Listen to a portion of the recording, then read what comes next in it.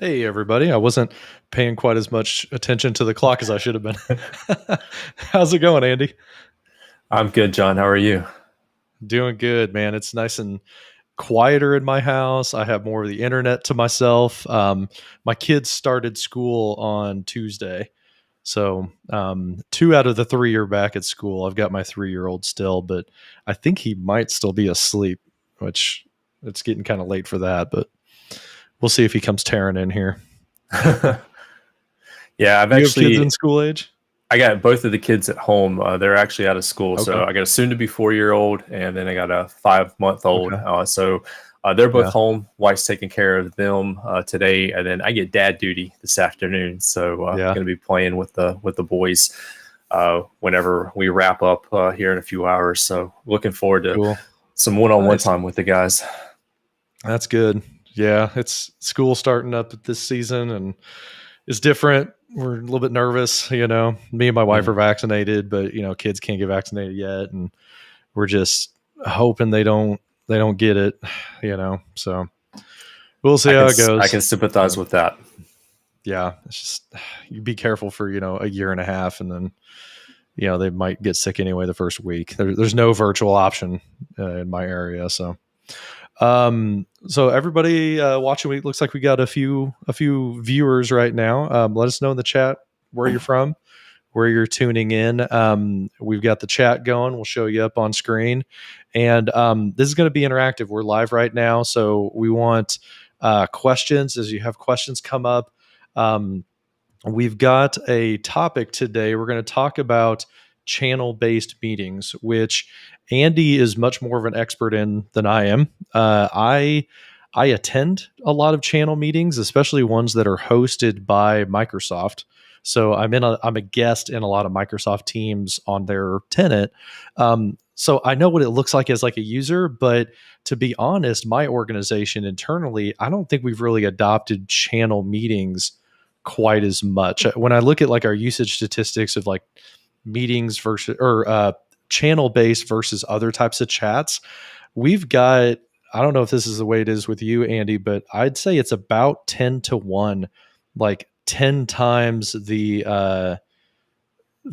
like one-on-one chats or small group chats for every like one channel chat. Like people use Teams. We got like 20,000 teams in our environment, but my goodness, we're doing millions of chat conversations. And I think it's that way for like what type of meetings people do. What's it like in your world? It definitely depends on the type of meeting, but the reason that I learned a lot about channel meetings and all the nuances is because we have a organizational retention policy related to chat. So any Mm. chat and conversation related to a meeting is actually deleted after 30 days per company policy. And so getting back to some of that information, especially for reoccurring meetings within various business units, was very difficult for us. And so the within the organization that I primarily work with, it's a healthcare organization. We have an internal team that supports communication and collaboration technologies. Teams and SharePoint fall underneath that. And our Mhm. team is small, but we meet regularly and we continue and pick up conversations from where we left off. So working in private meetings wasn't working for us because we were losing some of that history in that conversation. Mhm. So we actually pivoted to channel meetings and set those up on a recurring basis. And then we were able to continue to have that pre, during, and post conversation experience that Teams is built around. And in addition, as somebody new Mhm. onboarded to the team, they could very quickly get caught up with the conversation because it was actually in that channel. And then we started kind of pushing this out to some of our additional user base. And private meetings still are the primary driver of communication within this organization, but channel meetings are gaining steam. As far as the actual metrics around that, I'd have to go into some reporting around that to be able to know if we're doing like a 10 to 1 ratio. But we're finding more value in channel meetings versus the private meetings. And then, Mhm. as we're going to talk about here today, there are a number of changes that are happening as it relates to team meeting recordings, shifting off of Stream to the new Stream and OneDrive and SharePoint. but also working with some of the retention policies, the automatic retention policies that Microsoft's rolling out for Teams meeting recordings. And so some things like that are causing us to rethink our governance around this whole scenario. So really had to do a deep dive to really understand all the things related to channel meetings. And even though I've been using them for a few years, there's little nuances here and there that some of our friends and colleagues might talk about, but I thought it would be a good idea if we could have a deep dive into it and kind of put all this into one place, one spot, one conversation, so people can come and ask us some live questions around it, but also be able to share some of the insight from these lessons learned over the last couple of years of working with us.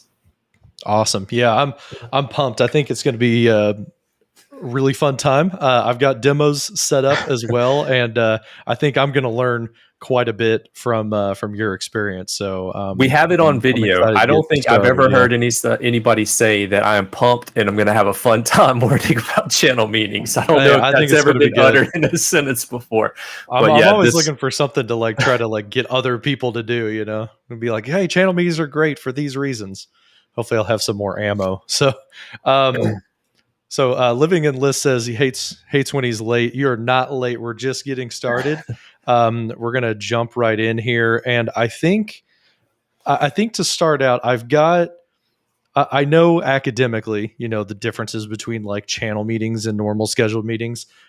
This is a slide that I think is going to help us kind of work our way through the differences between channel meetings and other types of meetings. This is from a class that I've developed. We call it Modern Meeting Basics internally at Cerner. And hopefully you guys can feel free to take this. It's something I created to kind of give me a breakdown of what's what between channel-based versus scheduled versus what happens, what's the difference between a webinar and a live event. And I think that's going to kind of guide, especially as we start talking about recordings and how things are scheduled. Where's that recording land? This will hopefully be a helpful chart for you guys to kind of refer back to. What do you think, Andy? You want to start out with scheduling meetings in different ways and kind of talk about that? Yeah, let's start with the creation process and do a comparison actually between the two. So when you create a meeting, what are you creating it from and what are your options going to be? And then we can go into how scheduling actually applies into that. And then we can continue to kind of deep dive from there. So just from a meeting creation standpoint, most users are creating private meetings. So that's based around chat. You can run it from chat. You can go to your calendar and you can schedule it inside of Teams. You can even schedule these from Outlook. But most meeting types that we work with are actually private meetings. And private meetings are invite only. You're part of that group of people that have been invited to that meeting. That's the core meeting type. It was only recently that we got the webinar option. And then we've had live events, but in my experience, live events, that's typically been for something that's more of a production process, a town hall. Planning around it. Yeah, exactly. We tried live events for webinars for a while, and just the overhead is a little high. And there were some situations where doing virtual training in organization, I'm running solo.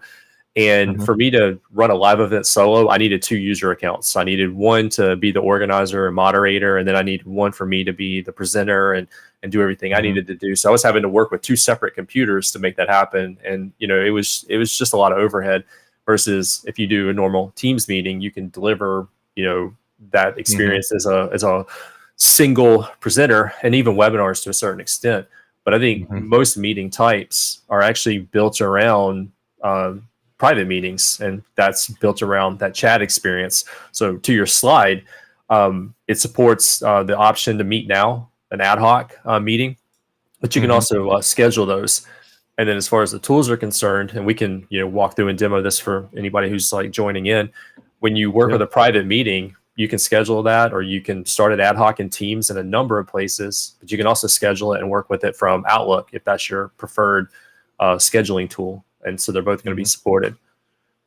Yeah. So I've got a second slide that we've got here is Outlook versus Teams for scheduling.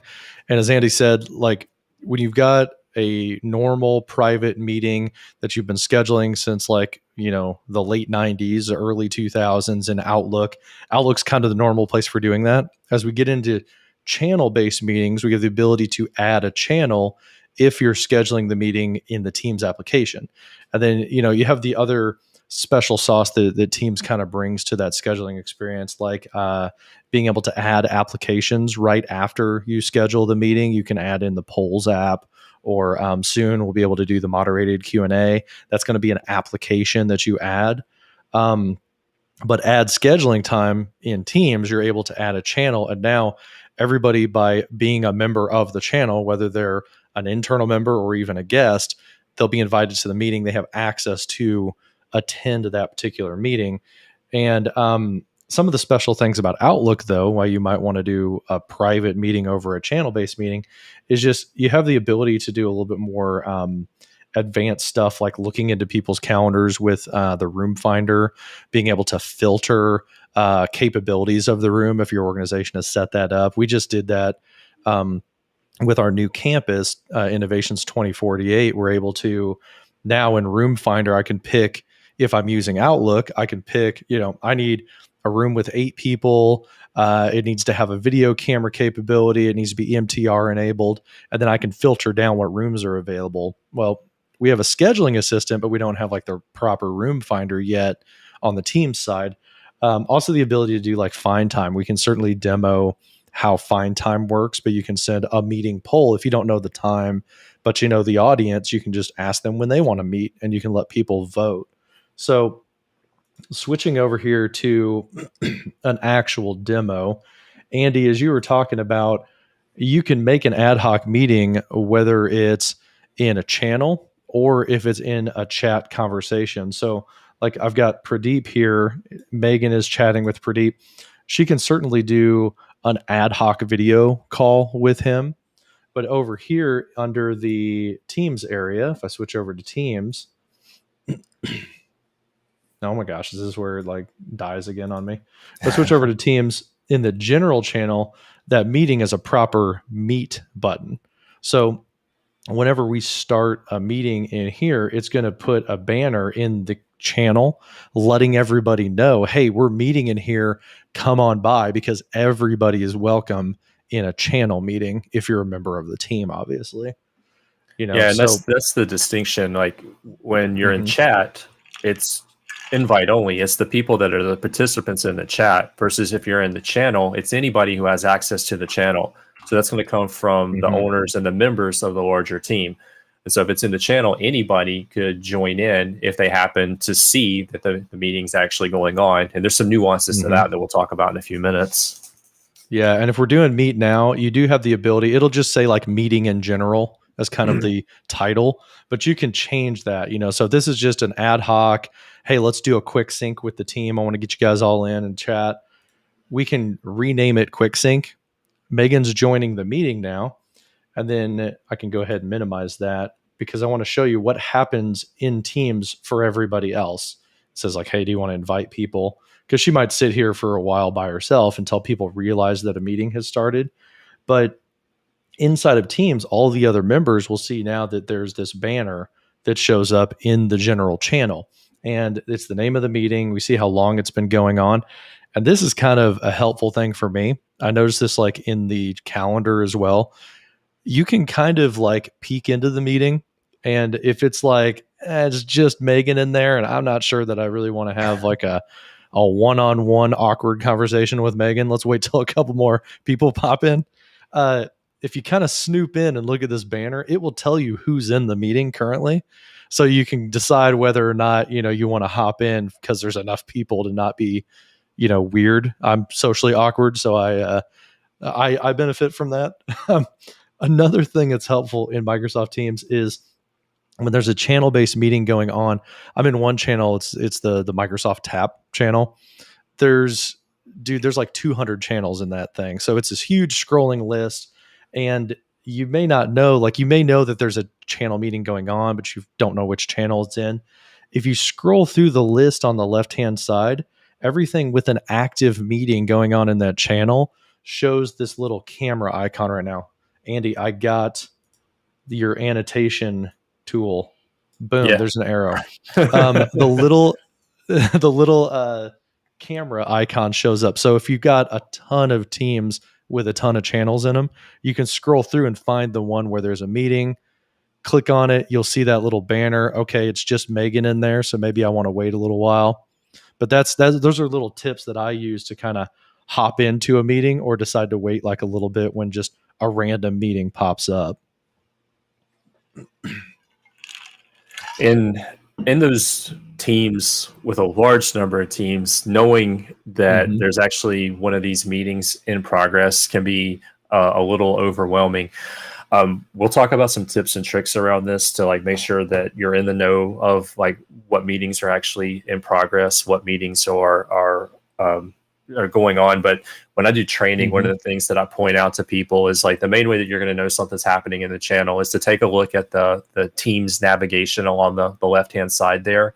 And you'll see the name of the channel. And then off to the right, you got the little video icon. And that indicates that there's activity related to a meeting actually happening there. The little trick that you just showed how to see who's actually in attendance to that's actually really helpful. But there's a couple other things that users can do along with that particular meeting to make things kind of important to them or to get some more details around what's actually happening before they really commit into that meeting. For example, like, you get the join option inside of there. But before that even goes on, like with other meetings, like you can view some of the details conversation before you actually join in. So like you've got, that quick sync going on, but you did a test meeting up above. Joanna actually has some going on. So like you can see there's active conversation happening related to that meeting. So you can expand, you can reply, you can ask a question, and you're not even in the meeting. Like you just see like some of the comments and things that are actually coming through before you commit to it. Yeah, so there's a good opportunity that whenever something is pre-scheduled in a channel, you can add to the chat. So you can start the chat early. You can do this in a regular meeting as well. It's just in the chat area. It might get buried. But when it's organized around a channel, you start that chat conversation. This is a good opportunity to add the agenda, let other people contribute to it. Hey, I think we should talk about this or that. That's how things work today. Very soon, I think this is scheduled for September. Very soon, we're going to have the ability to add these fluid components. So if you haven't seen the announcements around fluid, this is pretty exciting because when you make a meeting collaborative, you have an agenda, or you will have an agenda that is live and collaborative by multiple people. So they'll be able to add things to the list ad hoc, and it'll be a single list experience instead of like just adding a chat. I think we should talk about this. And then Alex says, I think we should talk about this other topic. Everybody's equal whenever there's like a true collaborative agenda. That's going to be the fluid component. So that might be a good live stream in the future, Andy, is to start talking about those whenever they roll out, hopefully in September. But yeah, that's really helpful to have the chat available. And it gives you pre, during, and post. So you can see it before the meeting starts. You can update it live while you're actually in the meeting. And then you can go back and you can review it after the fact. And that's really helpful if you want to do something in the meeting and you want to carry over maybe a list of things that need to be checked off before, the next meeting, a series of things that we need prior to actually the meeting beginning. We can put it in there. And then anybody who's a part of that team would actually be able to view and contribute to that conversation pre, during, and post. Yeah. Now we've got this meeting. Joanna created it. It's called planogram testing. It's way in the past. Just ignore that it's April 2021. We'll pretend it's in September.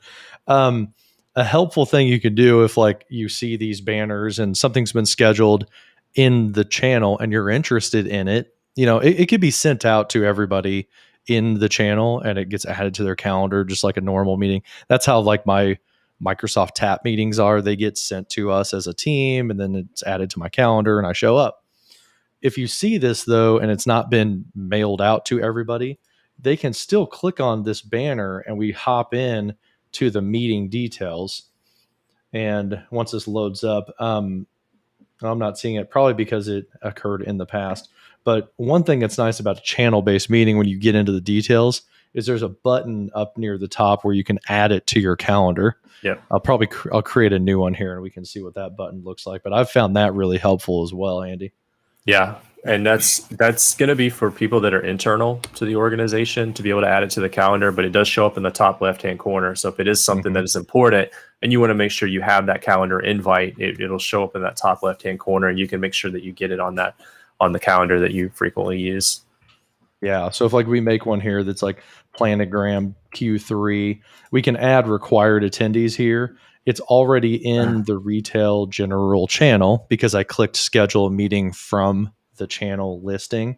And we'll just go ahead and send this out. I'm going to put this for like September. So as you're doing this is a good segue to talk about the difference between an ad hoc and a scheduled meeting. An ad hoc is like what John just did a moment ago, meet now. And anybody who's a member of the team, if they're online, they can join. If they're not, they might get a notification, depending on their channel notifications, that a meeting has actually started. But when you're scheduling the meeting, like John was just doing, there is that participants field there, and you have required and optional attendees or participants. Those people are going to get an email notification that the meeting is in progress, or the meeting scheduled rather. The rest of the team, though, they don't receive a notification around that unless they have channel notifications set up. So they're not going to get an email invite to that meeting. They're not going to have it show up in their calendar. So the names that go in there, they get that. But anybody else, it's just there's a manual effort for them to get the notification and the update related to that meeting. That's a question I have, Andy. Is there, if I go in and edit this, you said like if you add people to the optional and required, that's going to notify them, right? That's going to send it just like a normal, like they get the calendar invite. Yeah. Can you like reply the channel or anything to like add the whole channel to this meeting? So nuances with that. You can add people, internal or external to the organization, depending on your guest settings. You can use like security groups or distribution lists if those are in your global address book.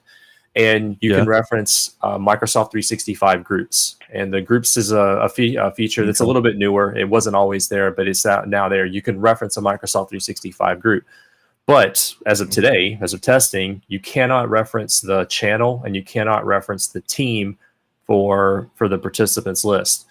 However, if you build your team a certain way, if you start with an Office 365 group and then you convert that to a teamify it, that group can then be mentioned here and you can invite the entire group, and that'll actually show up provided the group's available in the global address list. And we can as an owner, we can prevent that from happening. And as an admin, we can remove people from that.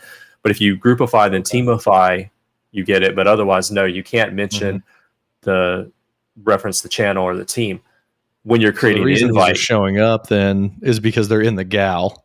It's like I'm doing like sales and that does pop up, but that would also pop up if I were scheduling an Outlook because it's in the global address list. You can invite it. That is a security group, you know? Yeah. Okay. Well, that's good to know. Yeah. Cause I can find retail, but I can't find retail a sub channel, you know? So you're sending it to everybody in the team if you do it that way. That's really helpful to know.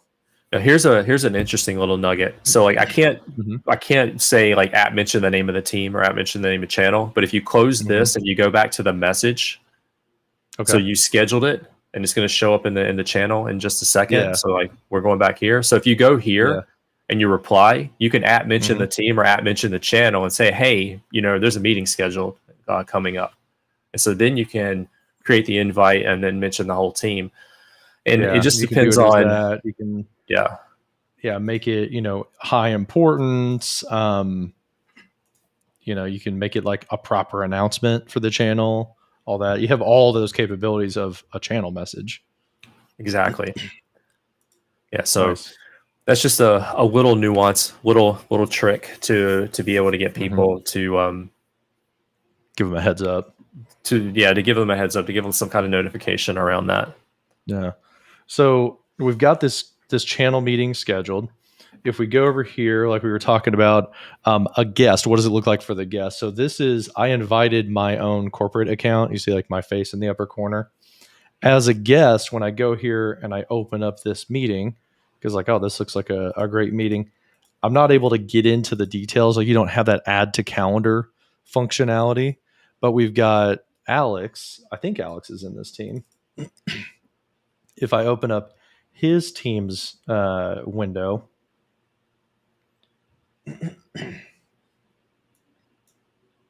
then we go into teams here.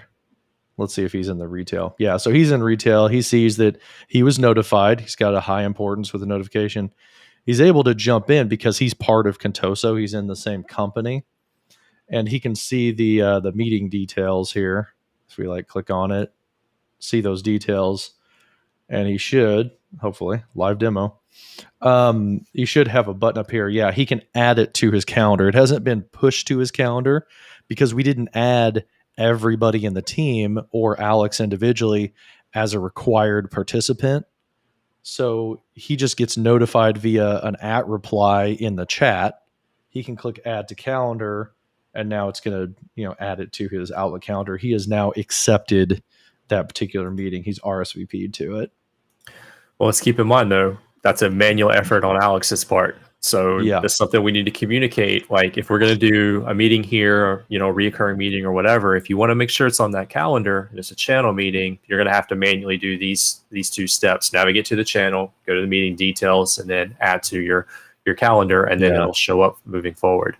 It kind of goes to like the culture of your team, right? Mm-hmm. Like if this is an example internally, like if this is an organizational team, like it's my team called Enterprise Mobility, probably if my manager, schedules a meeting, he needs to push it to everybody's calendar. Like you're expected to show up when the boss, makes a meeting. But we have a team called Engineering Culture, and they have, trivia night or something like that they host in a channel. They actually do this. They wouldn't want necessarily to put the entire engineering culture, because it's like thousands of people. They don't want to put that in the required field. Instead, they should schedule the channel meeting, then advertise it and say, hey, add it to your calendar. Here's how you add it to your calendar, @reply, and, mention people in teams. But in some groups, it might feel like you're crossing a boundary to shove trivia night onto their calendar by inviting them as a required attendee, right? So that's just kind of like one of those scenarios where you got to pick your situation. Like, are people expected to show up, or do I want them to show up because it's a culture thing? Exactly. The business case around the meeting is going to be a big driver of whether you want to push the meeting onto to the users versus allow them to decide whether to join into it or not. I kind of discovered the nuances of this particular scenario, what we're talking about with like who gets the invite and the calendar notifications, because we had a situation where we had a team that does education around health and safety within this healthcare organization, but they host it in a team, a Microsoft team, but they actually have people from all across the organization that participate in these monthly meetings. So the guest list is essentially changing every single month. As people come and go and roles change, they have a new set of people that have to be involved in this or need to be involved in this every month. And sending out an email or keeping and managing an email list of 400 plus people every single month that wasn't going to work for them. Additionally, copying and pasting those names in, that wasn't going to work. We couldn't create a security group around this because roles changed too much. So the process that we decided on was we'll create a team around it, but we're going to create it as a group first. So we get that Microsoft 365 group to mention to the calendar invite. And then we built the team on top of that, teamified it.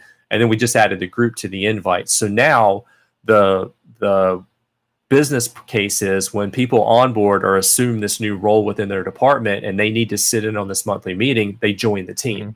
And by joining the team, now the invites actually come to them, and they don't have to do the manual process and navigate to the team, navigate to the meeting, go to the details, and then schedule.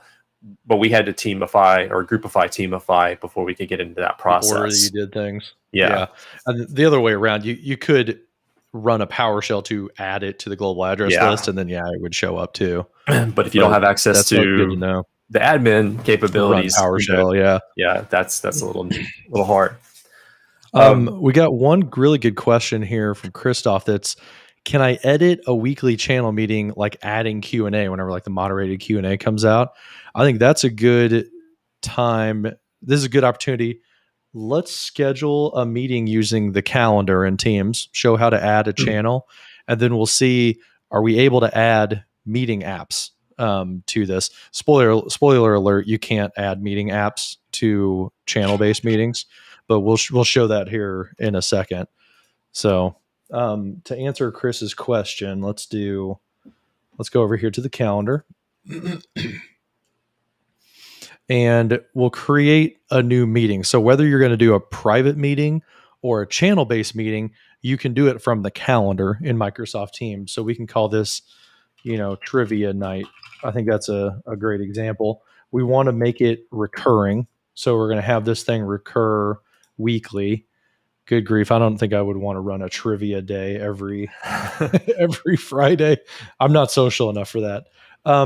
But whenever we want to add a channel, you can add a channel here just below the recurrence, and you see a list of your channels. You don't have to remember the name of it.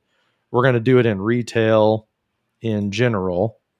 And then now we've added a channel, but we haven't added required attendees. We're not going to shove it out to everybody. And then something that's new in Microsoft Teams, if I switch back over to my slide, something that's new is we actually have RSVP options and forwarding controls in Teams now. So if I get back to the right window. So this is pretty cool. I can not request responses if I don't want to get a whole bunch of RSVPs back. And I can also prevent forwarding from the Teams application on the calendar. And then registration, that's webinars. We talked about that a couple streams ago. But let's go ahead and get this on the books. It's going to happen every Friday at 11 o'clock. We're going to have trivia day and send that out. And then we'll look at the meeting details here. So this gets created. It's spinning up the Microsoft Teams conference bridge and all of that type of stuff. So it takes, a few seconds to generate the meeting ID and all that cool stuff. My Teams is kind of slow anyway right now. It's something, man, like in all my testing, it all works out great. And then when I actually go live and I'm sending data to YouTube, it like Teams just this VM just wants to crawl, If we edit this in post, this is where we have a jump cut. Mm-hmm. Right. Yeah. The old Camtasia add clip speed where you can speed things up. But we'll let that get created here. And if I go back into Teams, it's probably already in the channel as well. So in general, Megan made this meeting. It's called Trivia Night. And this one, see how this one has a date and time. It's happening on Thursday. This one indicates that it's a reoccurring. So it's happening over and over again. And if we jump into the meeting details here, hopefully this will load up from this direction. There we go. We can edit this with a recurrence on it. We're able to change the details of it or add a location or something like that. The downside, or one of the limitations of a channel-based meeting, though, is you don't see the plus sign up here at the top next to scheduling assistant. And that's because, unfortunately, one of the limitations of a channel-based meeting is you can't add meeting apps to it. So if we go to this guy right here, meeting apps are available if you did like a Meet Now and you went to the chat, you'd see the plus and you could add tabs to it. It's also available in scheduled meetings that are just private scheduled meetings, but a channel-based meeting doesn't have app capabilities. What I think is going to happen is moderated Q&A is coming soon in September. It's not available yet, so we can't say definitively, but moderated Q&A, we saw a YouTube video. Microsoft put out a public YouTube video showing how to add Q&A.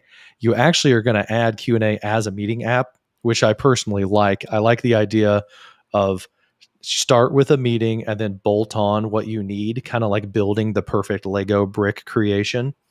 So I like the idea of adding an app, but because it's an app, I would suspect that we won't be able to do moderated Q&A in a channel-based meeting.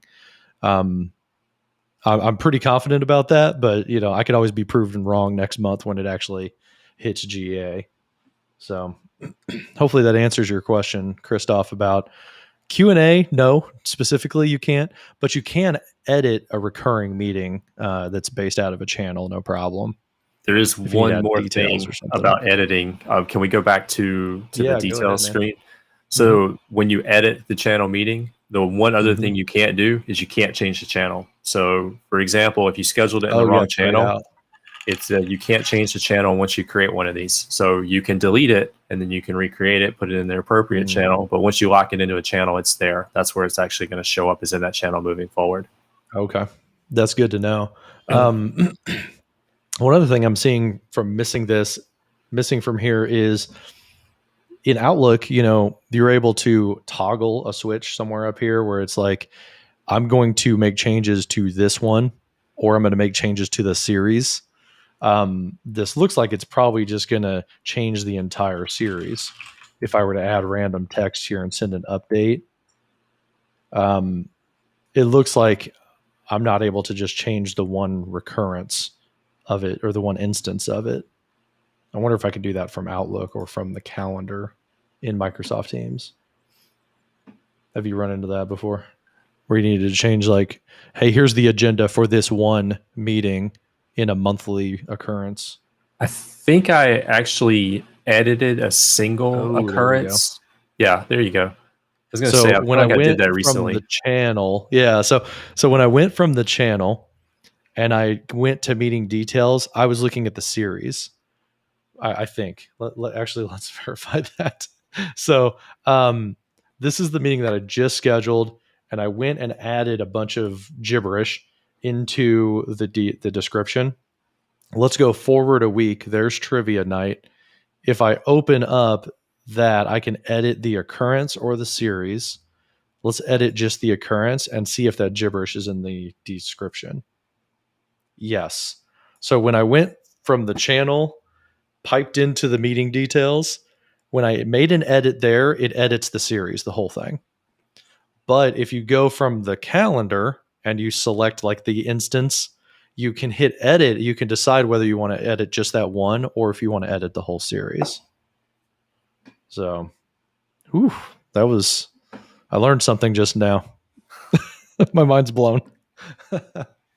Figuring out there's an interesting quirk. Yeah, figuring out the back and forth here, like where do I go to adjust this? Where do I go to adjust that? It takes a little. It takes a little to get accustomed to it. Like going back into the channel, as you mentioned, like you're making changes essentially to the series. But if you go to your calendar, you can drill down to just that one single event. And you can make the adjustment there. There was another question in the chat, and this actually leads into where we were kind of outlining moving through. So you created a reoccurring meeting every Friday in there. Now we've talked about the differences between editing an individual item in the series and the larger series. So Pat had a question in the chat. You see that, the orphan channel meetings? Yeah. Let me throw that on screen here. So orphan channel meetings. Let's break that down just a little bit. What happens if you schedule a reoccurring meeting and somebody leaves the team or leaves the organization, and you've got a reoccurring meeting in there? Does it continue, and how do you clean it up? So the short answer is yes. If somebody creates a reoccurring meeting in a team and they leave the team or the organization, the meeting's still going to run. It's still going to be inside of that that calendar. So you're going to have to go back and you're actually going to have to clean it up.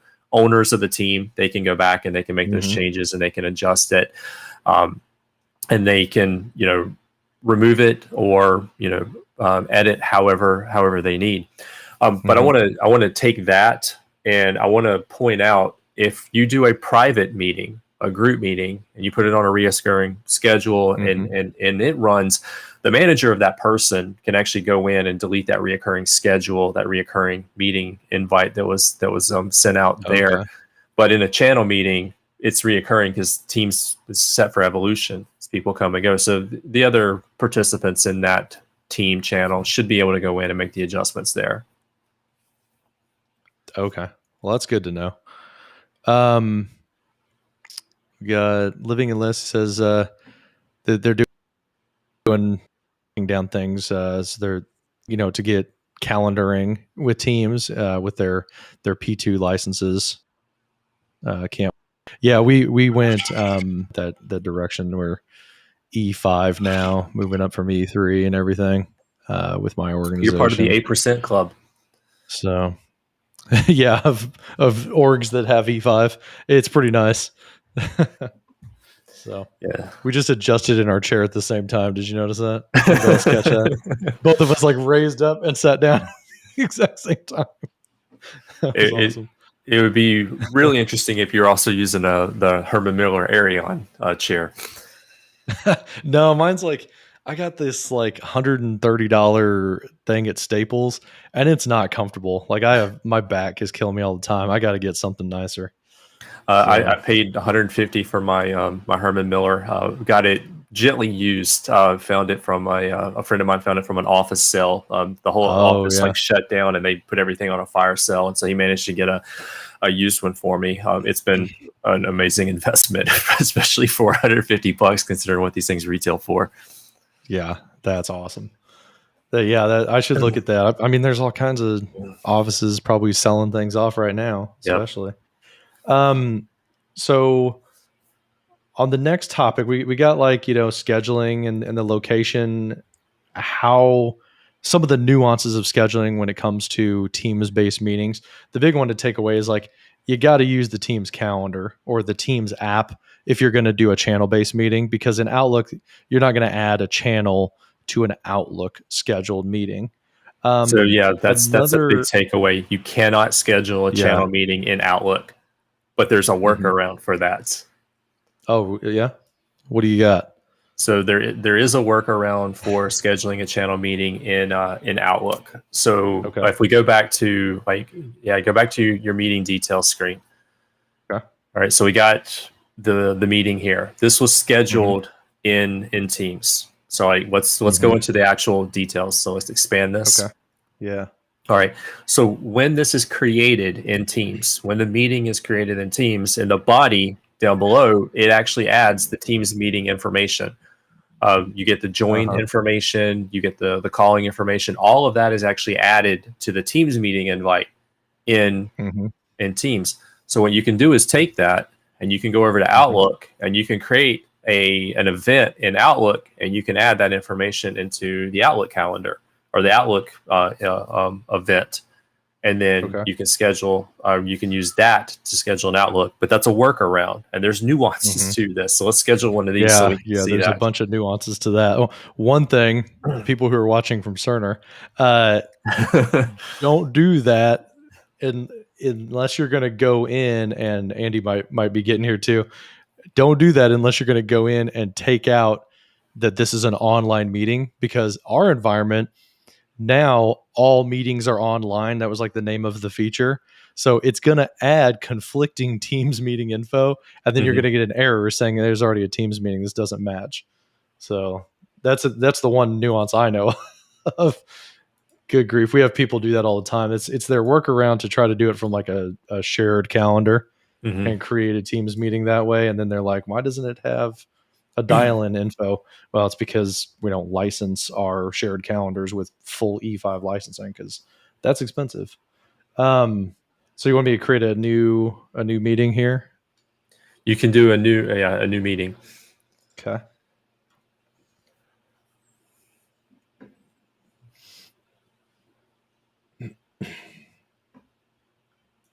Okay. There we go. Give it a real interesting name there. So we're talking paste that in, and we've got the Teams meeting info for the channel-based meeting that got created. But what we're not going to do is we're not going to schedule an online meeting in here. We're just copying the information from the already scheduled channel meeting, and now we're using Outlook to be able to create a communication around that. And so some of the benefits that you'll get here is that with Outlook, I can post on a shared calendar. So I could create an event on a shared calendar, and it could show up there, and people that are subscribed to that calendar could see the meeting information inside of there. Also, if I am somebody who is maybe supporting somebody on the executive team, so I'm posting things on their calendar on their behalf, I could create a channel meeting, and then here I could post it onto that calendar for that person delegate for that person. And I can take advantage of also my local contacts list. So like the global address book is available in Teams if I need to schedule a person or a security group or a Microsoft 365 group. But in my Outlook, I might have a private set of contacts that I work with that, maybe outside of that global address book. I would have full access to that here in Outlook, but I'm not going to have that inside of Teams. There's just no mapping of the full Outlook contacts list that you've created in Teams yet. So those are some of the benefits that I get. But now, as you're showing here, we can paste in the Teams meeting channel information as part of this and create that and push it out on the calendar. But if you have the default, like you're saying, where every event is automatically scheduled as an online meeting, you might have two separate sets of meeting invites that happen there. One's going to be a private meeting and the other's going to be a channel meeting. You're going to have people going to two separate locations. You split your audience. We've had a lot of that feedback from users like, oh my gosh, like there was another meeting. It's like, yeah, because it got created. Now Outlook, I think if I hit send, at least in our environment, it does not let you do that. It gives you an error saying there's a duplicate meeting, but we've had people get confused about like, well, no, I pasted it in. It's like, well, it's because it's trying to make an online meeting. Yeah. And what we have to instruct users to do, I don't really want to show my Cerner email, but what we have to instruct users to do is to go into their Teams plugin and they click next to it. There's like a button for don't make this an online meeting. If they click that, then it doesn't have that error message for a duplicate meeting. This environment apparently isn't configured that way. But yeah, I just want to emphasize that even if you delete it out, that's another thing is if I go and I deleted that section out and I go hit send, here's the problem we run into. People will get the calendar notification from Outlook 15 minutes early, and it's going to be real helpful, and it's going to have a join online button. That join online, that is not this meeting. That is the meeting details you just deleted, and they're still going to end up in this like no man's land other meeting that you didn't even know existed because you thought you got rid of the meeting. The join button does not take you to the channel meeting, so buyer beware. It's a scary thing to do. Yeah.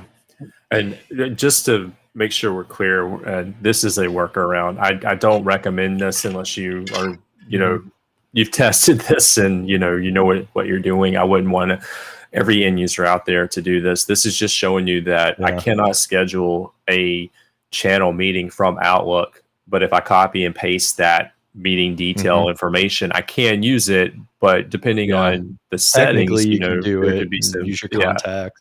Yeah. We were so busy asking ourselves whether we could, we forgot to ask ourselves if we should. Yeah. The engineers on my team are going to see this and be like, oh my God, we're going to get so many SRs about people pasting in the Teams details.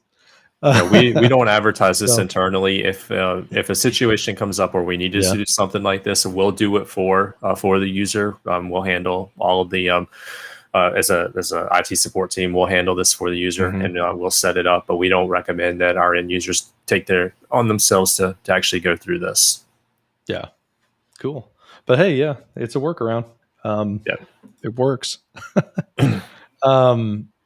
So. I think the next thing past scheduling is to talk about recording, because recording is pretty different when it comes to even like what it was a year ago, right? So we've already made one change to recordings. Microsoft has, where recordings are no longer in Microsoft Stream. The recording for a Teams meeting is in OneDrive, and it's in the OneDrive account. I'm talking like regular private scheduled meeting. If I've got just a meeting scheduled with 3 people and I click record, that's going to be scheduled, or that's going to be saved to my OneDrive in a folder called recordings. If Andy was in the meeting and he pressed record, it'd be in his OneDrive. It's automatically shared with the people who are in the same org who were invited to the meeting, but it's like physically stored with Andy.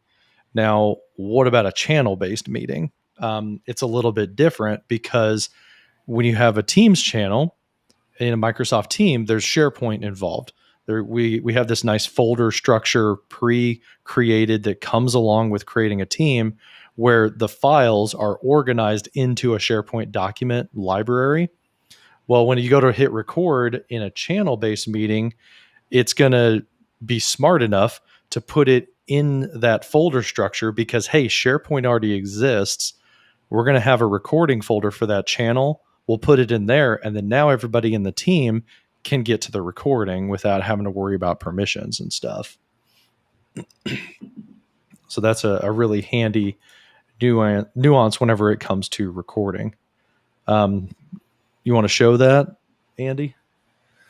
Why don't you walk through it, since you've already got the screen share up? So let's actually, I'm in your tenant as a guest, so I'm not going to have access to that, which is something else we'll cover as we're going through it. But like, you go into the meeting and we'll record, and we'll walk through from there. Yeah. So we're going to start this trivia night instance, and I want to start recording. We'll see what happens. What does it look like in the Teams client whenever something is being recorded? And also, like, where does it go after? So Megan's in this meeting. Pretend that there's like 30 other people in, and we're having a great trivia night. She's going to start recording the meeting because, time zones exist and not everybody can attend everything at the same time. So it's always best to just go ahead and record. She's recording the meeting. Now, what's cool is, or something that's helpful, is if I go to Teams, I use this all the time whenever I'm like in like a tap meeting or something. And I've got a lot of conflicts, right? I've got like 3 meetings that are scheduled at the same time.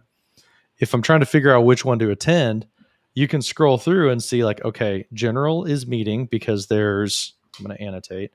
General is meeting because there's a camera right there. But I have a conflict. If I look at the banner, I can see that red dot means it's being recorded right now. I don't have to get into the meeting to see if it's being recorded. I know that I'm going to be able to watch that later on. It also, posts in the chat, but say that chat's active and this thing gets pushed up into the thread. I can look at a glance, know that that's being recorded, and think like, okay, I'll go to the other meeting then, and I'll catch up on this one later. So if we go back in here, that's enough recording. We're going to stop recording now. And then we'll see at the bottom, it'll say that the recording has ended here in a second. So it has stopped. It's saving. It's funny. It says saving to OneDrive because it's not. It's saving to SharePoint. Mm-hmm. But now the recording dot went away up here next to the timestamp. We're going to leave this meeting. And it was a 5-star quality meeting. I always hit 5 stars. So that processed really fast. That 1-minute meeting is already processed, ready to go. Now, as an end user, I can just go to the channel and click on it and watch it. 90% of the time, I'm watching it off of the thumbnail. But where it's physically stored is not in Megan's OneDrive. Instead, because this is a channel where in general we go to files at the top, we're going to see a folder called recordings. So here we go. We got recordings a minute ago by Megan. Now, if I drill into this, say it's a recurring meeting, like a lot of the meetings I attend in like the Microsoft world are, all of the recurrences will show up right there in a nice list. I can go to the date that I missed because it's like 2021, 8/27, and I can watch that now. I can even download it, stuff like that, because I'm a member of the team. This isn't really fair because I'm looking as Megan Bowen, but I can even do it as a guest. If I go in, this is John logged in as a guest. Because I'm a guest, like in the Microsoft tenant, I'm able to watch those recordings later on if they were channel-based because I'm a member of that channel. So I have access to those SharePoint files If I click on it here, boom, I can watch that even though I was a guest. I don't have to have somebody send it to me.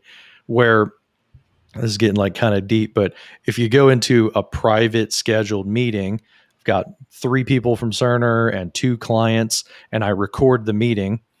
Everybody from Cerner who is in there in my org, it's going to be in my OneDrive, automatically share with those people. They can get to it. The external people who are scheduled in that meeting, by default, they don't get access to that recording. I've got to go send it to them. Now, it's less steps than it was with the Microsoft Stream situation because I don't have to download it from Stream, put it in OneDrive, then send it to them. I just send it to them because it's already in OneDrive. When it comes to a channel, though, because we're working together, they're a member of the team as a guest, they have access. I don't have to take that extra step of sending it to them. Unless you've done something in your organization to not give people access to the SharePoint if they're a guest. And I mean, that's important to emphasize. So as we're rolling out the transition of these recordings from Stream into SharePoint and by extension OneDrive, part of that was because Stream did not support guest access. And so for us to record a meeting and make it available to guests, we had to download that from Stream, and then we had to upload it into a location that we could share from. So in the Microsoft world, it would be SharePoint or OneDrive, and then we could use the share option, and we could grant access to that video from there.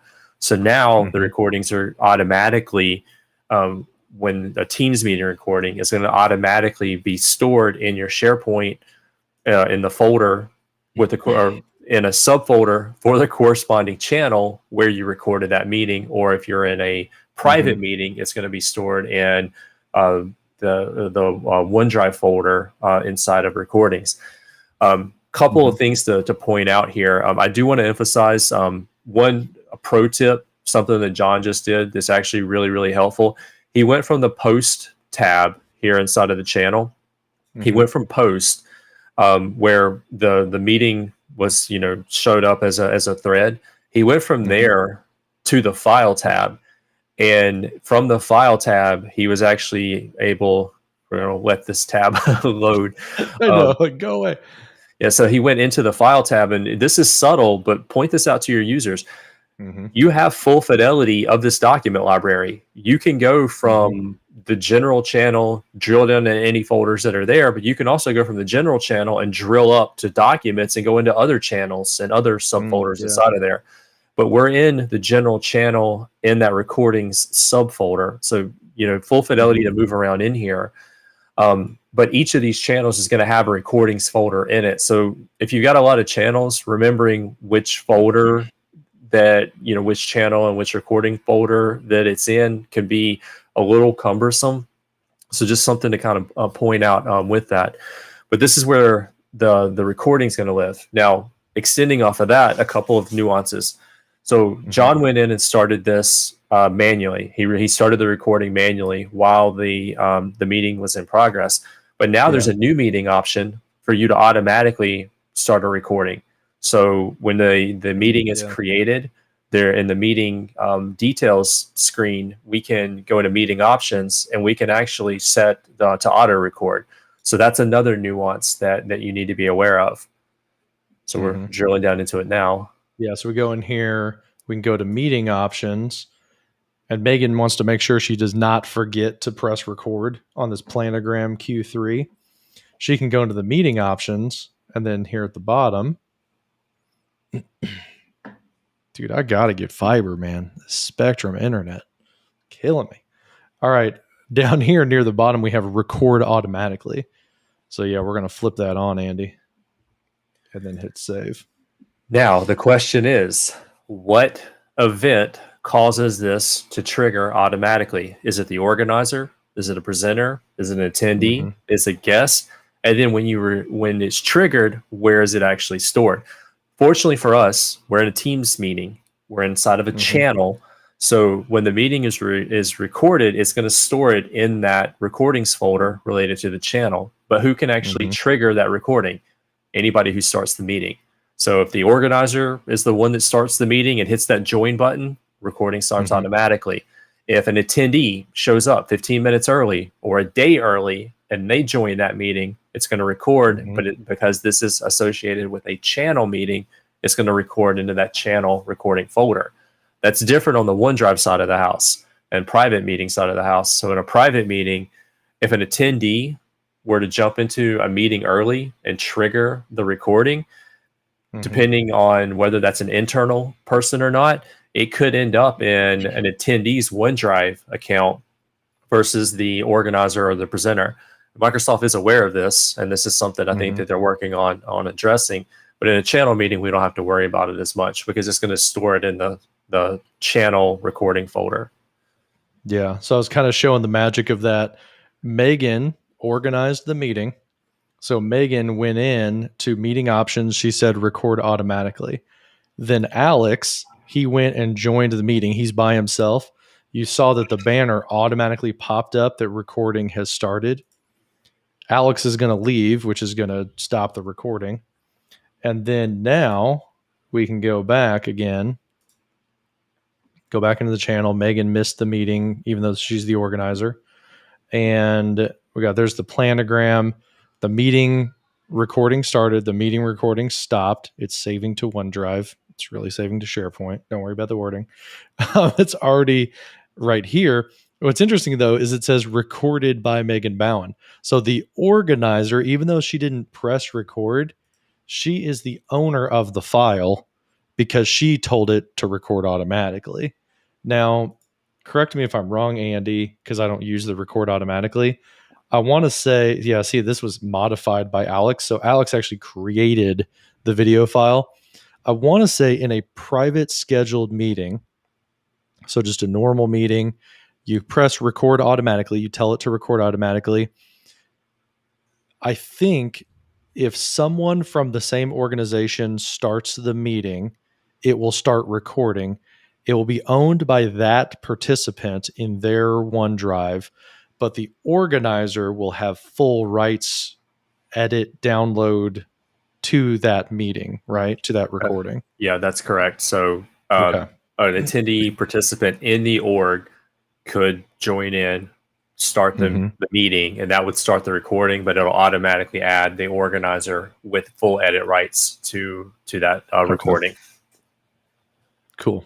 Yeah. So even though it said recorded by Megan, Alex is the one that made the file. And this is where I was talking about, like, it's nice to know this recording folder exists because you can see, like, this is one of those, the benefit of Microsoft Teams in general, why Teams is so awesome, is onboarding.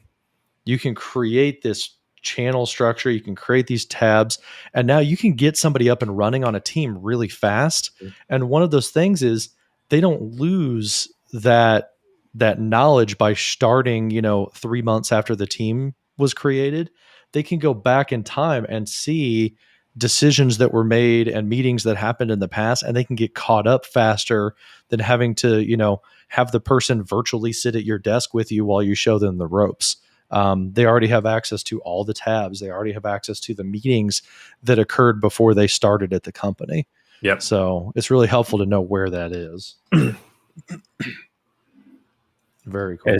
And to your point, onboarding, super simple, because now, and that's one of the things we benefit from in a small team trying to manage a large set of users. We can bring somebody new into the team, and because the channel is active, the channel has that history there, it's easy for us to point to something. Hey, look at this, this, and this. This will get you up to speed on what's happening here. Or we got this reoccurring meeting coming up. Here's last week's meeting. And because it's a recording, you can watch it in double speed. You can turn on the captions and you can watch it from there, and you can get through this content pretty quickly. But beyond just like IT support, I mean, this is helpful across so many other departments. Like, people come and go in departments all the time. Now we have that recorded history. We build our business process around teams and channels like the tool was designed for, and people can onboard, get up to speed very quickly. And so something that might have taken 2 months for them to get up to speed, we might be able to narrow that down to just a few weeks. Yeah, it's very worth it to, have that in mind and plan out the structure of your team, go through that work to think about, onboarding. So yeah, one of the things too with recordings, you mentioned, the ability to play back at multiple speeds. That I was going to check that and see over here. I don't see it yet in this particular tenant, but that is something that's like imminent. You'll be able to do like half speed, 2 speed, 1.5 speed. I think, isn't it like anything from 0.5 speed to 2x? And I think there's like 1.25, 1.5, and 1.75. That is something that's coming to OneDrive based recordings. And you can also download the video and play it on your player of choice. True. On your local computer. Whether it's QuickTime or VC or VLC player or whatever it is. Like you can speed it up. It'll play there with full fidelity based off of the recording. Yeah. Another thing that's coming, Andy, is automatic expiration of read my mind. Read my mind. If the 13 viewers are ready to go even deeper into the nuances of recording, Microsoft has announced that, and I think rightfully so, Microsoft has announced that they're bringing automatic expiration to Teams recordings of 60 days. Because they found in internal research that basically, I mean, I know you're proud of your meeting. I know that it's the best meeting that was ever at your company. Nobody watches the meeting after 60 days. It's like 95+% never get watched past 60 days. So Microsoft's rolling out that change, but it's something to be aware of. How do we get around it, Andy? So first, 99%, according to Microsoft statistics, 99% of Teams meeting recordings are never rewatched after 60 days. So they're introducing this policy that when it goes into effect, that Teams meeting recordings, TMRs, are going to be subject to a 60-day expiration policy, essentially. That means the video is going to be deleted after 60 days, which means video is going to be gone. So nuances around that. What are some of the things that that you can do? So first off, who does this impact? And we have a link to this article, this blog post, and this was updated on August 26th. So the day before we're doing this live stream, they made some updates there. I haven't even had a chance to read through the updates, so I'll have to go and do that in a minute. But so who does this affect? This affects your Teams meeting recordings for private, non-channel meetings, channel meetings, scheduled meetings, and ad hoc meetings. So anything that's going to be stored on the SharePoint side of the house or the OneDrive side of the house is going to be subject to this this automatic deletion and this retention policy. Now, Microsoft was kind enough to do an FAQ section down at the bottom. What is the change? Who does it impact? Why should I use this feature? And so there's a few things around that. Why should I use this feature? Just to point out, Microsoft notes that a typical meeting is around 400 megabytes per hour of recording. So those are some pretty large files. With the number of meetings that we attend weekly, like, we saw John's calendar a minute ago. It seems like every hour is pretty much blocked on there. And I see that on my calendar quite as well. Why should you use this? Limit some of the storage that's being consumed by your teammates in the organization. We have a lot of storage, but we don't have unlimited storage. In some cases, you're paying for that extra storage. So this is going to help you to start to clean up some of that. Why are they introducing the change? Well, as I just mentioned, 99% of these meetings on average are never watched again after 60 days. So then the question is, why is this turned on by default? They're turning this on by default because 99% of these meetings aren't watched after 60 days. And so it's going to automatically start to clean up some of that content. And let's face it, are end users going to clean up that content? No. In my experience, because these are digital files, they hoard everything. They want a copy of a copy of a copy. They want it local. They want it in the cloud. They want it in OneDrive. They want it in SharePoint. So by turning this on by default, we're removing some of that requirement and burden from the end user to clean it up. But we're also they're helping, I think, in some situations, some of the IT pros that are out there, so that they don't have to manually go back and deal with this. Now, that being said, as an IT pro, I want that control. My organization has our own separate policies. I'm going to talk about that in just a second. So one of the follow-up questions, will it be automatically deleted if it's accessed or if it's downloaded? There's some subtleties to that. So accessing the file does not change the expiration date. The file itself has like a flag that's set on it in the metadata associated with it. That's how the system knows to delete it.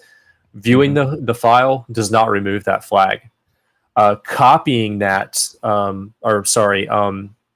moving that to another location does not remove the flag, because if you're familiar with the way that SharePoint metadata works, if we move something and metadata is active in both locations, the metadata travels with it with the move to command.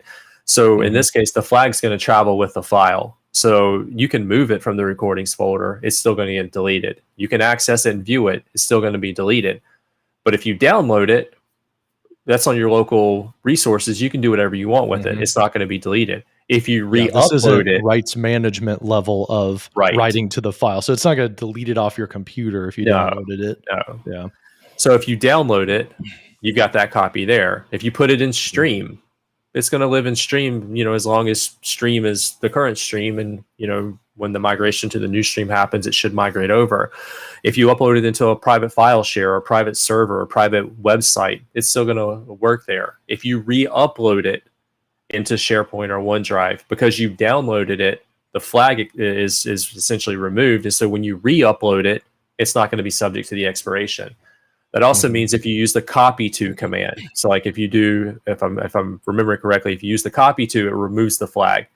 So you're creating a replica of that file in another location. Well, that replica is not going to have the expiration tagged on it, but the original would be subject to being deleted. Yeah. Now, so go ahead. I was thinking this is interesting.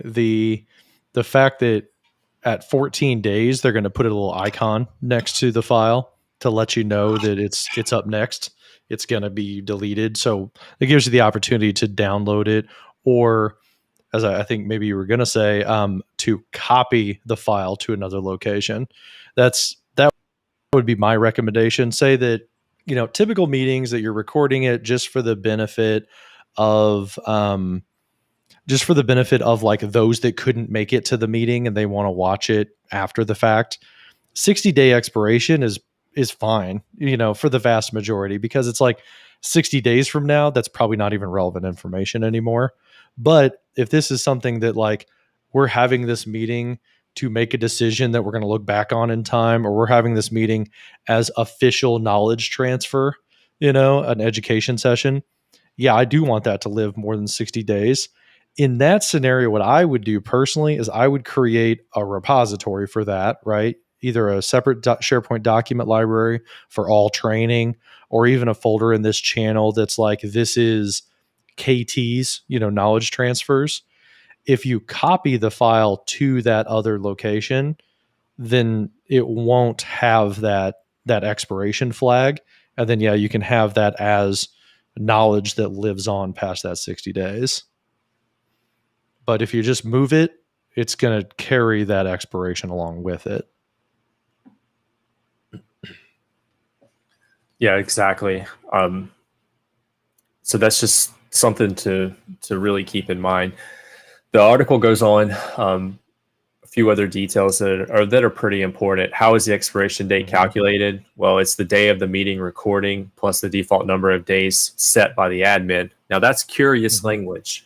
So they're telling us that the date is 60 days, but they're also saying set by the admin. So this is starting to light up in tenants now.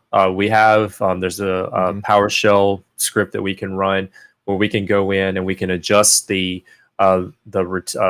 expiration policy on top of that. So there is an admin control, but it's strictly through PowerShell right now. We're able to access it in a couple of the tenants that I work in.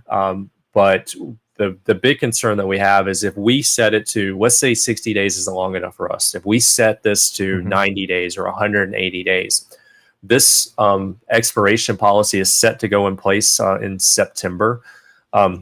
So the question that we had for Microsoft around this was basically, if we set this at 180 days and this policy goes in place, is that going to override what we've set to 180 days because we have access to this expiration date now? And the answer that we were told specifically was no. If you set it to 180, when the policy goes in place, it will respect the 180 because that's what you chose at the tenant level for your organization. So as an IT pro, I can make that that change to it. And then, kind of drilling down even further, can the expiration date be changed for each Teams meeting recording? Have some that are 30 days, and then have some that are going to be a little bit longer with that. So they're saying in the article here that the users can go through the detail pane for a selected file and that they can adjust it. I haven't actually seen that live yet. So I'm not sure about that. But if an admin sets a policy on it, the user should not be able to set it longer than the administrative policy. It should be shorter than the administrative policy. Kind of like with guest sharing, like the organization might have a 60-day setting on a link, but you as a person sending something out, I can shorten that to 30 days, but I can't send it or I can't set it longer than the organization policy. So continuing down that, so how can we set that policy? The commandlet's actually listed right there, the PowerShell commandlet. And the neat thing about that is that it looks like we're able to set it based off of the meeting policy. So this one here is representing the global meeting policy. So it looks like you can have some for the global meeting policy and then some additional meeting policies that you might support in your admin center. And then there's like the maximum value and the minimum value that you can set. So if you wanted to set it to 273 years, you can do that. If SharePoint's still a thing in 273 years, like I'm going to be like really amazed by that. On Skynet. Yeah, they were talking like E5's expensive. Could you imagine paying for E5 for 273 years? And then the minimum value is basically you can set it to never to -1 to never expire. So yeah, you do have some control over that. Now I'm seeing some comments here, and you were posting those in the chat window. We're excited for the meeting retention policy. Users don't delete squat on their own, and 60 days is long enough if you really think about it. Especially how fast things like Teams and some of this technology changes, and I totally agree with that. But there's times that like we record a meeting for like an EVP or something, and there's a whole lot of legal associated with that, and there's big policies being discussed, and there's retention around that, especially in the healthcare industry, where we have to keep a record of that for n number of years. Like it's a legal requirement for us. So there's that consideration. So you might have some different policies that you use here. Now, what we're talking about here is expiration based off of Teams meeting recordings. But there's another way that we can handle this, and that's through your security and compliance center working with retention and labels. If you put a retention policy in the security and compliance center, that will trump what you have here with the expiration policy. So if you have a retention label set on Teams meeting recordings from compliance, and you say it has to be kept for 180 days for whatever our compliance rules are, then it will keep it based off of that. So compliance will override the expiration that's set here, even through the Teams meeting policies scripting. And also, because this is a CS Teams meeting policy, you can give different people different policies, So like if EVPs or something like that, you need to give them a little bit more time, or you want to give them a little bit more time than normal people, you can scope policies to different people. And that's the whole reasoning behind like that architecture of having policies and assignments of policies is you can have global, but you can have like, hey, these people are in some other group, so they need theirs to last 180 days instead of 60. You do have that flexibility. And there's a couple other capabilities that they're turning on with that. The article also references blocking or allowing downloading of channel meetings. So like if you want to keep the channel meeting in the channel, prevent people from downloading it, there's a policy around that you can activate to block that. There's one around the transcription. So if you want to prevent a transcript of that, you can do it. You can turn on or off cloud recording. Yeah. The article, we link to it in the chat menu. I'm sure we'll put it in the recording notes as well. It provides all the PowerShell that you need for those 3 settings. Yep. Yeah, it's up a little bit. Yeah, there's these nice PowerShell things. It's nice too that you got, just a copy button right there every time you see a code block. So This is a super long article. It's a good one to go through, especially before this hits your tenant, if you're an admin out there. This has been updated 3 times in the last 3 weeks. So they're updating this one about once a week as they're working through some of this. So this might not have hit your tenant yet, but this is something that you're going to need to consider with the automatic expiration of these meeting recordings. Yeah. Cool. And I'm just glancing through to make sure we covered everything. Yeah, I was going to say, what else we got on our notes here? We're talking about... So guest access. We covered a little bit of that, but there's a couple of things related to guests that are, I think, important that we need to provide a distinction on. So we've gone through, like, how do you start one ad hoc? How do you schedule one? There's people getting it to their calendar. There's the recordings associated with that. So a couple things from the guest point of view, I think we need to go back and just cover a little bit more in depth. So you did the demo a moment ago where you scheduled one of these and you added, you got a guest that's associated with it. So the clear distinction we need to make is that a guest of the meeting or was that a guest of the team? Because those are 2 separate experiences that you need to consider when you create one of these. So this particular one, all the demos I've been doing, these are a guest of the team. So like they've got access to that SharePoint file structure. They can go into the Teams app and browse throughout the channels, But yeah, it's different if you're just adding the person to the required field and they're not a guest in that tenant. They're just, a customer or something like that. So you send an invite to me and you see I actually just responded there because I'm a guest of the team. To your point, I have access to the retail team, the general channel, and I can see the NC 460 sales. So I can see the sales channel as well. I can see the meeting and I can respond and I can actually interact with that because I'm a guest of the team. But if I'm not a guest of the team, if I'm just a guest of the meeting, I'm going to be really limited in what I can actually do. And so one of the big things is if I'm just a guest of the meeting, when the meeting's in progress, that's going to limit my ability to use the chat. Like I can see things that are actually happening while the meeting is in progress, but my ability to chat and respond is not going to be present inside of there. That also means that when that meeting is over, I'm not going to be able to go back and view the meeting recording. I'm not going to have access to that anymore. So, being a member of the team grants me access to the history of the meeting, the conversation, the ability to get to the recording after the fact. But if you only invite me to the meeting as a guest, then I don't have access to it after the fact and I get kicked out or, when the meeting's over and then that's it. So I no longer have access to that. That's a good point I forgot to mention is chat.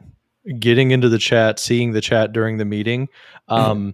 That can be a little bit of a tricky situation for people who are guests in a tenant. So you invited somebody as a guest to your meeting, but they're not in the team. So they're not a member of the team. They're just in the invite list. Because this team or because this meeting was scheduled out of a channel, the chat lives within the channel, kind of like the recording lives within the SharePoint. That means that whenever a guest joins and say that I'm logged into Cerner and I'm joining a Contoso channel-based meeting, I'm actually not even going to see the chat icon to be able to chat with those folks. Now, that's how it works if they're just invited as a required attendee, off the cuff. They're not a member of the team. If they're a member of the team, they can get to the chat if they have switched their team's client to that tenant. So Contoso invites a Cerner associate. That Cerner associate, whenever they go to join, whenever I go to join like a Microsoft hosted meeting from my calendar, it comes up saying, hey, this is scheduled in another tenant. Do you want to switch or don't switch now? If I hit switch, it's going to have to switch the tenant to the one I'm a guest in and then join the meeting. I will see the chat because I can access that channel.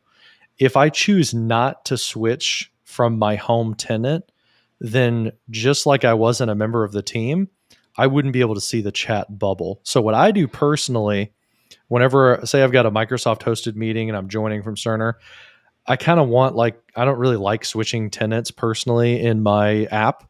So I don't. What I'll do is I'll join the meeting from my Teams app and I'll say, don't switch. And then I don't have the chat.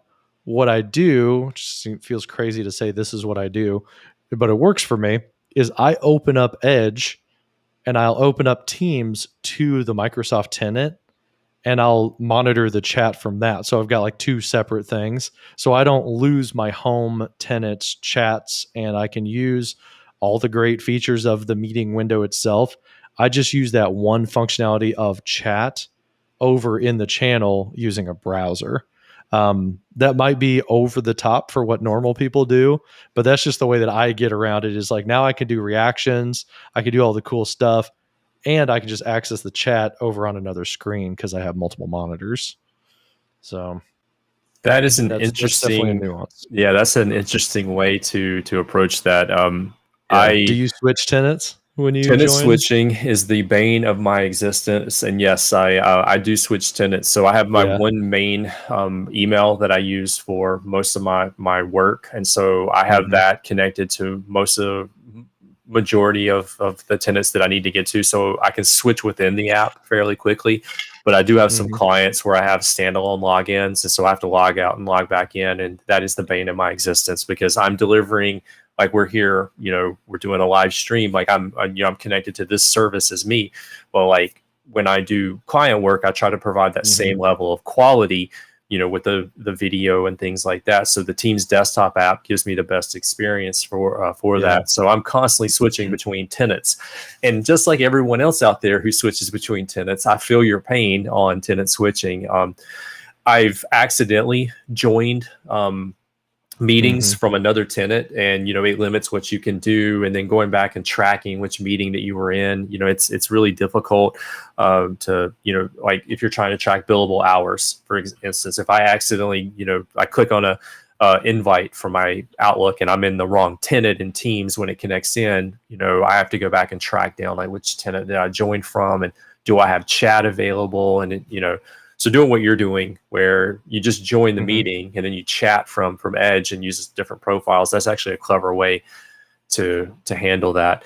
What I don't like is when I have the Teams desktop app open, and then for some reason I maybe have the Teams web browser app open, and I'm in the meeting and I'm participating, and the web browser app's going crazy, sending me notifications. Hey, here's a reply, here's a reply. And I have to go and mute the conversation, and my phone's going crazy because I'm in that meeting, and I'm getting notifications. That's the one I don't like. I'm in the meeting. Stop sending me notifications on all my other devices. I'm in the meeting. I know. Or heaven forbid that I don't join a meeting. MVP meetings are the worst about this. MVPs are very social people and we're community focused and all this and that. But my goodness, if you join an MVP meeting, you see the chat is wild. It is like just tons of chats. Everybody's like, hey from Germany. But if you don't join it because you got a conflict, my Lord, you're going to get especially at the end, you're going to get 85 chats from every MVP in there that's like, thanks, great content, thanks so much, have a good night. Yeah, there's your pro tip. My when you phone exit the meeting, mute. Yeah, that sucker, my phone overheats if it's office apps and services, and there's 200 people saying hey from where they are. I love it. I like to see all the the names of people that I love to talk to and that I miss seeing in person, but MVPs are chatty, man. Yeah, and that's another reason why we've had to learn channel meetings, because most of a lot of the MVP stuff actually goes through channel meetings. So you learn quickly some of the nuances there. But when you start applying it to a business process, like bringing it internal to an organization, some of the things that we've talked about here are definitely nuances that users need to be aware of. Like if I am delivering a channel meeting and I'm a healthcare entity and I've got a recent merger or acquisition that are not fully part of my tenant yet, and they need to participate in this meeting, if I send them just a guest link to the meeting, that limits what they can do inside of that meeting, the way that they interact with me, versus if I add them as a guest to the channel, then, they get some more of those capabilities. And, then there's also like, they probably have their own Office 365 Microsoft environment, and then they're logged in over there, and do they need to switch tenants to get into it? And like, we deal with this as IT pros all the time, and we're well versed in it, but the average end user, that's another step in the process of getting them to the information that they need. So what I recommend to those users, if you're just attending a meeting, use your web browser and use different profiles, like John was mentioning. In Edge, you can create multiple profiles. You can create one for your primary, and you can create one for secondary. You can turn on syncing, so you can easily sync across these profiles if you log in from different computers. And when you log in, you just log in with the organization's credentials, and then you get the team's experience. And it's pretty close to the desktop. It's not 100%, but if you're just an attendee, does it matter if you have all the features? If you're a presenter, sometimes it's a little more. The desktop's a little more presenter friendly. There's some more power there, but use profiles, and that'll definitely help as you're going across those various organizations, and you'll minimize your tenant switching. Yeah, that's kind of the way I live. That's what I figured out. Like, I don't know, 2 years ago, where it's like I've got a foot in both camps all the time, so I pretty much just live in a web browser for my non-employer. Anything I'm a guest in, I pinned the tab. This is like a really helpful Edge tip, is you can pin tabs. So I pin the Microsoft tenant Teams environment, and then I just live in Teams with my Cerner work. That's number one priority. The guest stuff is always like secondary to that, so I choose to use the browser for the secondary. And it's nice because I don't feel like I miss anything throughout the day, because I got those browser notifications, but I've also got Teams app notifications for all my colleagues there. So it works. There's minor complaints about like, oh crap, I forgot. I can't get to the chat because this is channel based. But once you know that, it's not a huge deal. I'm like, okay, I open up the browser and then I can get to the chat, and it doesn't ruin my day or anything. So, and that leads to one other thing I wanted to mention, notifications. So like we talked a little bit about what happens when I'm a guest and I try to participate in a Teams meeting, limiting the chat. We also talked about like scheduling. So scheduling meetings, making sure that they show up on the calendar. You showed the trick going in, viewing the meeting details, add to my calendar. Well, one of the other things I think it's really important is the notifications around it. Teams sends out a lot of notifications by default. And as a user, you can control those notifications. You can get an email summary. You can, get that information right away. And then you can also put custom notifications. So like within a channel, you can choose the level of notifications that you want. So you can customize it inside of there. So as a user, you have control. So if there's certain things in the channel that you want to make sure that you get a desktop notification on, a banner, whether you want to see it in the activity feed in Teams or you want to receive an email, you have some control over that. So within the channel settings, like John's showing you here, you can choose the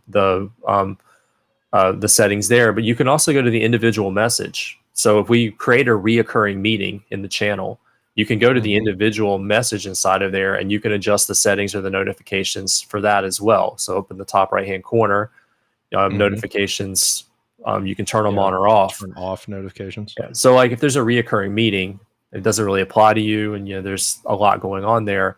you can turn it off. And so you can minimize that.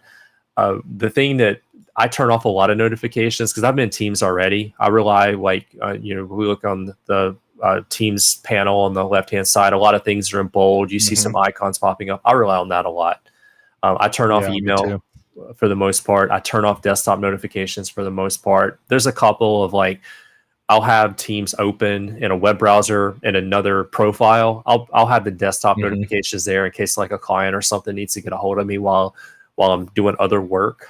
So I can just kind of keep track of what's happening. But a lot of times I'll turn off a lot of the notifications, but if something's important to you, you can turn on notifications for that in Teams. And that's just another way to kind of keep informed. But that's an end user going in and doing that and keeping track of that. Yeah. Cool. I don't think I have anything else about channel-based meetings personally. We did get a question about OBS Studio and video feeds and stuff, if we want to talk about that for a little bit before we jet. Yeah, okay. No problem talking about that. I love geeking out over video. Yeah, this was way earlier, but living with lists. Well, no, not that one. This one. He was like, what do you use to stream your video feeds and screen? I'm curious if he means right now in this environment or during meetings. I'll answer both for myself. For this, we are using something called Restream Studio. And it's really cool. I don't know if I'll be able to show it without it doing a weird house of mirrors. But this is what it looks like from my perspective. So I'm able to change the layout of the screen right here, and I'm able to see everybody's chats along the side and choose to show them on screen or not. So it's kind of a cool little control board. All web-based. Whenever I minimize it, it's all web-based. I can rearrange, put myself on top, put Andy on top. So typically I do a lot of OBS Studio, but for this one we were like, let's try Restream so we get some experience using that platform, and I really like it. I've been impressed with it. In the video quality. The video quality that Restream's given us is it's given us 720p at 30 frames per second coming from local, and it's pulling full audio as well. And because it's all running cloud, no local resources are being consumed. No, my fan's going crazy because I've got a whole bunch of screens being shared and streaming in, but as far as the online quality, I'm monitoring on my iPad off to the side. There's a little bit of a delay. It's not long at all. It's just a couple of seconds, and I haven't seen a hiccup at all. Yeah. I like that the chat's integrated. If I start paying for it, so we're doing this actually for free. I'm looking at getting the pro level, because then that would allow us to turn off the Restream logo that you see. Yeah. This side right here. Dude, I got really confused. I'll be able to turn that off, and do my own backgrounds and things like that. But out of the box, it's pretty awesome by itself. I'm going to Twitter and to YouTube at the same time, and you can add more channels and stuff. When it comes to Teams meetings and what do you use in a Teams meeting? A lot of people are doing OBS, so they can add their lower thirds, and they can do cool layouts and stuff. They'll do a virtual camera from OBS into Teams meetings. And I've tried that. I've done that. I've done the ATEM Mini, so that I can put myself on top of my screen and do picture in picture, all using a camera source. But personally, I've gone away from all of that, and I just use Teams with my camera. I select my camera's coming in over an Elgato Cam Link 4K. So I select that as my webcam. I select this as my microphone, my headphones as my audio output source. And I just use Teams as vanilla as that. The big reason for me is because I can't force 16:9 aspect ratio. So I don't do any other graphics on my in my frame because I can't control how I'm cropped on the other person's side, and I don't want my graphic like cut off, and that kind of kills like the magic. Now if Teams added 16:9 like Zoom has, if they add that, I would probably do OBS virtual camera, because then I'd do like cool graphics and stuff, but I don't want it cut off because then it kind of cheapens it. What do you do, Andy? Are you doing virtual cameras? So I too am a big OBS fan, and for the beginning of COVID, when we started Teams everything, I was using OBS to create an overlay, me on top of the content, so I'm in the lower corner and I can move myself back and forth. I'm on a Mac, and Microsoft made an update to Teams last year, and it killed my ability to use virtual cams inside of Teams for the better part of 2020. So I just had to resort to a camera and then taking advantage of the Teams capabilities. But when you use a virtual cam with Teams, unless you spotlight yourself, if it goes into the gallery view, it crops in. And so you don't have control, as John was saying, it'll crop in. I didn't realize this until recently. When it crops in as an end user, you can click on that picture and you can drag left or right, and you can center the person. Yeah, I've seen that too. Yeah, that's pretty neat. But when you use a virtual cam and you're using like an OBS and you've got all these different things happening, it's cropping in if you're in the gallery mode. So you might not even be able to see all that other stuff. So I figured out last year that with OBS, you can output a projector screen. So you just right click on the main image, output a projector, and you can make it full screen. And then when you go to share from Teams, from the share tray, choose the projector window, and then you're sharing a full resolution window, but you've got a whole other window running on your computer. So like that could be some resources being consumed locally. That's what our buddy Thomas Love, that we know through Twitter, he does that. I think he was the one that told me about the projector in OBS as a window, and I didn't even know about that. I'd never done projectors, and I'd never done like multi what do they call it? Yeah, multi-view studio. But yeah, he told me that about a year ago, and I was like, oh yeah, you could do a projector and then share it as a screen, and that works, and it won't crop. But yeah, it's all kind of complicated, and it's like there's a risk of failure. And from my perspective, being like the Teams architect at Cerner, I feel like it's on me. I'm not the most attractive person in it, but I better be the best looking quality wise, because early on when we switched to Teams before the pandemic started, and there was a little bit of like cantankerousness about like, Teams isn't as good as WebEx and the quality, and, people complaining about this and that just because it was different. So I took it upon myself. Like, that's why I bought all this crap, honestly, over the course of years, is I want to prove that it is not Teams quality is bad or whatever people were saying. It was any conferencing solution is as good as the quality you put into it. So I've invested in a camera, I've invested in a nice microphone. But on the flip side of that, I also want it to be as like reliable as possible, so that it's not like everybody kind of just starts blaming Teams, whenever something goes wrong, and not my ridiculously complicated OBS studio that I'm running on like a MacBook Air from 2015. It's like, well, maybe it's not just Teams, maybe it's the other stupid stuff you're doing. So I kind of like cut all that stuff out. I try to keep it simple, and then that way I use the Teams features as they are instead of trying to like work around them. But yeah, if they locked in 16:9, I would do that. Well, some of the workarounds that we're doing, like we're adding to the complexity of the workflow. If it fails, that looks bad on the product. But I don't have the ability to share and restream. Can you turn that on for me, and I'll show my screen, and I'll show this real quick. Yeah, if you hit the share button at the bottom of your window, you should be able to share it. There it goes. All right. So yeah, I'll see it pop up here in a second. Actually, I'm just going to do the whole screen. Let's do screen one.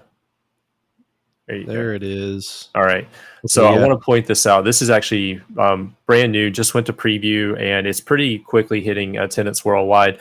When you go in to share content now, when you share a screen or a window, but not a PowerPoint, but a screen or a window, you get the new presenter modes, and these are built in to Teams now. And so I'm going to show you what it looks like. So the default is just share my content. I'm gonna share this screen, this window.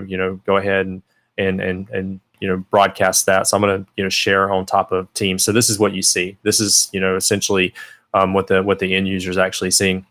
But now with those new presenter modes, you can toggle over and you can go into a different view. So you can switch into let me turn the on reporter view. Yeah. All right. So you can go to the reporter view, and the end user actually sees this. And so Teams is handling all of that. So now that's the now you don't need view. OBS for that chroma key effect. It's built right in. There's the side by side or side by content. So I'm not sure exactly what term they're using for that. I think it is side by side, isn't it? And then if you hover over for a second, side by side. And then this is the reporter view. So it kind of brings you on top of that content. Oh yeah, the other one's called standout. Gosh, standout. Okay, so this is a pet peeve of mine. That's not a reporter. That's an anchor.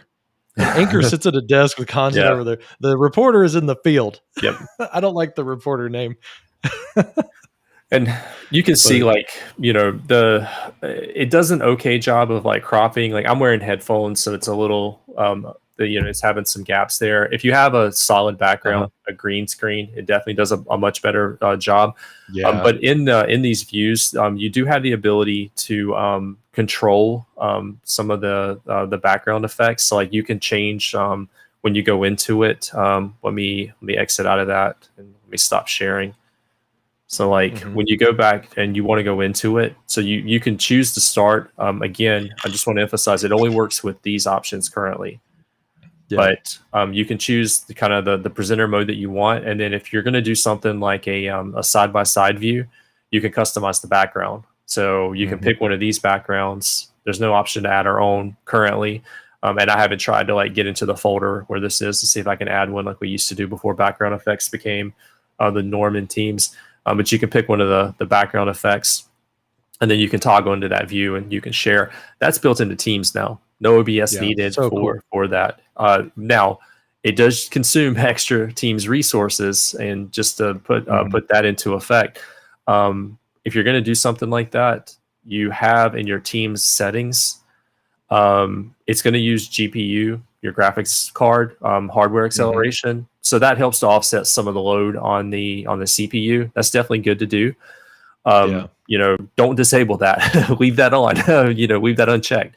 Use the hardware acceleration. If you have a discrete graphics card, yeah.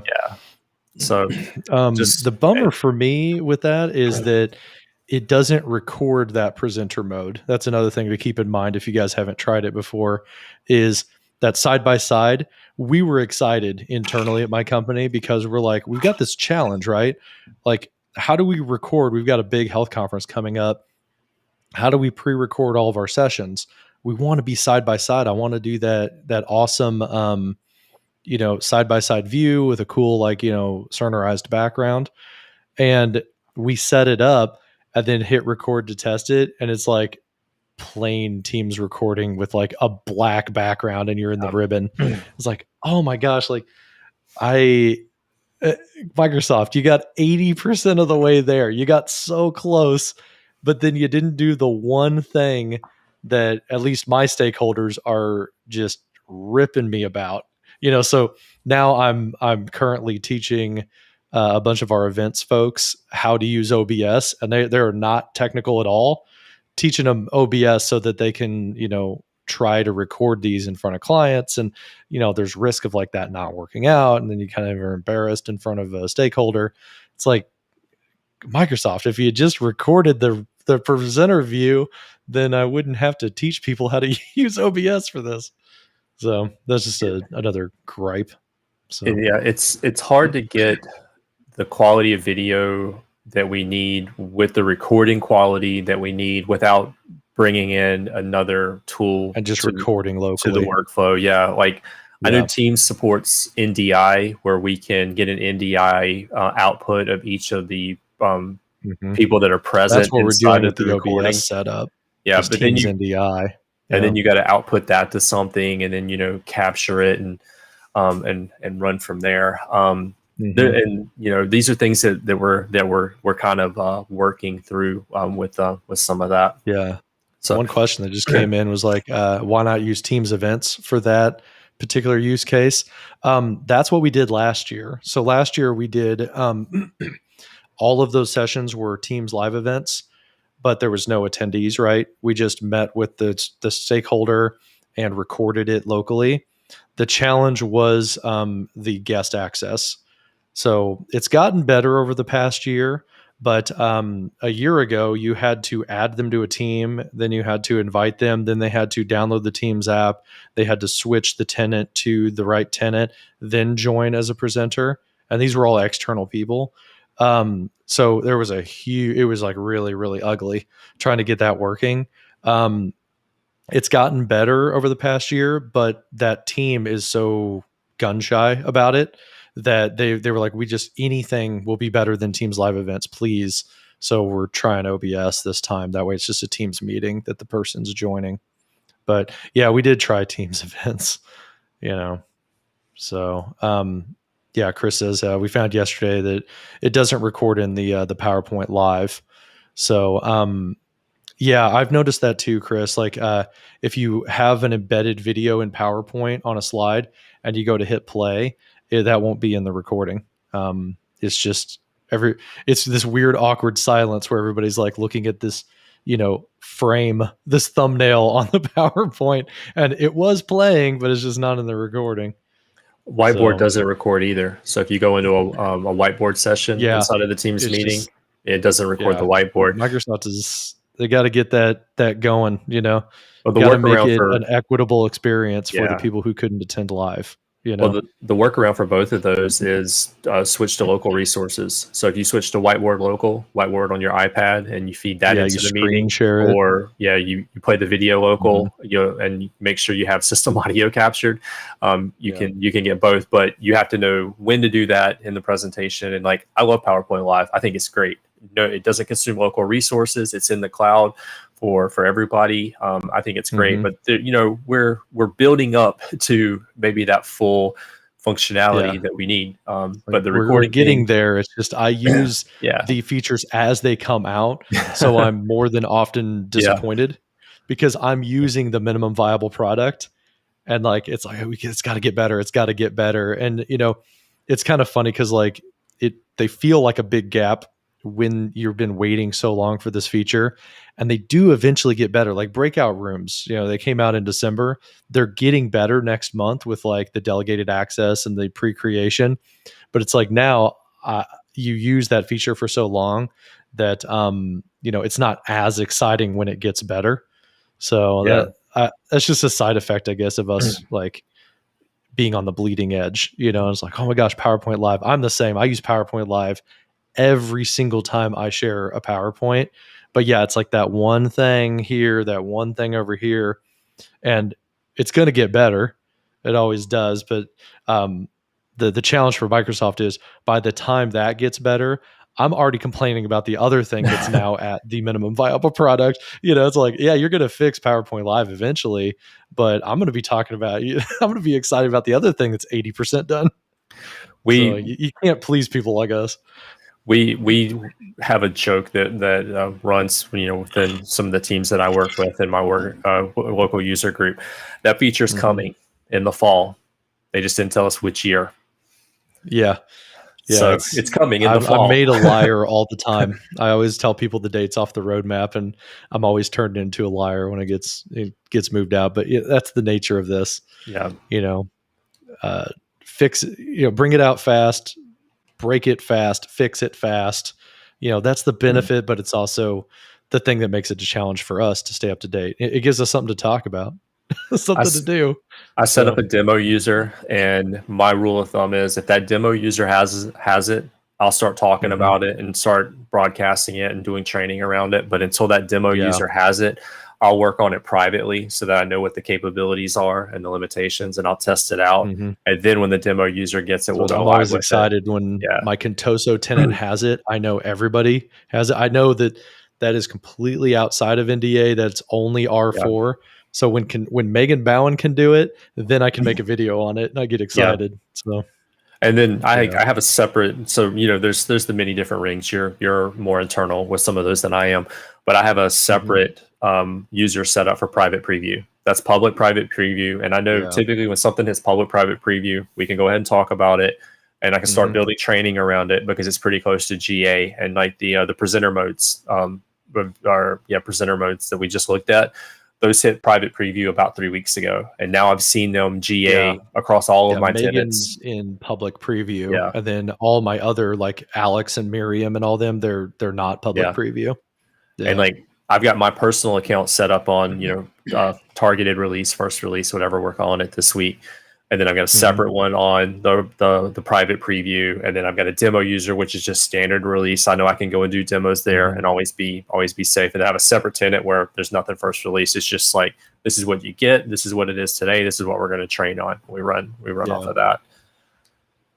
Yeah, keeping up with all that's really hard. It is. That's what we do. Deep dives. Fun, but it's also a lot of work. Yeah.